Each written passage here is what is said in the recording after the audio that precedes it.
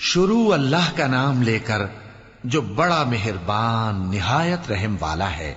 جو لوگ کافر ہیں یعنی اہل کتاب اور مشرک، وہ کفر سے باز رہنے والے نہ تھے یہاں تک کہ ان کے پاس کھلی دلیل آ جائے، یعنی اللہ کا ایک پیغمبر جو پاک اوراق پڑھ کر سناتا ہے جن میں مستحکم آیتیں لکھی ہوئی ہیں، اور اہل کتاب جو فرقوں میں بٹے ہیں تو دلیل واضح کے آنے کے بعد ہی بٹے ہیں، حالانکہ ان کو حکم تو یہی ہوا تھا کہ اللہ کی عبادت کریں، اطاعت کو اسی کے لیے خالص کرتے ہوئے یکسو ہو کر، اور نماز قائم کریں اور زکوٰۃ دیں، اور یہی مضبوط اصولوں والا دین ہے۔ جو لوگ کافر ہیں یعنی اہل کتاب اور مشرک، وہ دوزخ کی آگ میں پڑیں گے اور ہمیشہ اسی میں رہیں گے۔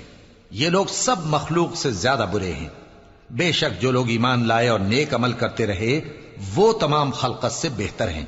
ان کا صلہ ان کے پروردگار کے ہاں ہمیشہ رہنے کے باغ ہیں جن کے نیچے نہریں بہ رہی ہیں، ہمیشہ ہمیشہ ان میں رہیں گے۔ اللہ ان سے خوش اور وہ اس سے خوش۔ یہ صلہ اس کے لیے ہے جو اپنے پروردگار سے ڈرتا ہے۔